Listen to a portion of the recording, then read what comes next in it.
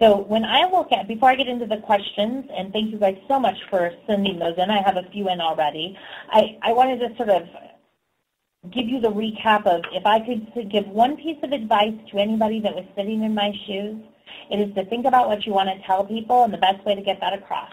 Don't start with what you have, start with what they want to know. Everything else is just maintenance. So I think that Jody mentioned that in a few other pieces earlier with Dells, and I think that you can see that as you kind of walk through the different sites. So that would be my parting words of advice before I get into the Q&A. And feel free to go ahead and text and enter your questions in the chat item, and I will go ahead and start with a few that are in here now while we wait. So the first one is from Anne, and she says that the flexibility and capabilities of the ATS heavily influence the simplicity and friendliness of a career site.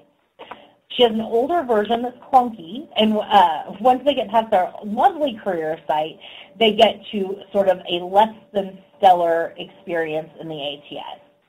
I am probably not alone in saying that I don't think anybody likes their ATS, no matter what it is, and that part of the challenge is designing an experience that gets the candidates committed enough, and then really making sure that you can get the ATS down to the most manageable.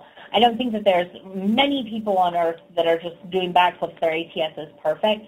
The other thing that I would say is there are several vendors out there that do some sort of mirroring with your application. If you go to apply for a job from a mobile device for AT&T, you will notice that we use a third-party vendor that takes our ATS, pulls out what's there, and puts it in a more friendly format to increase our application.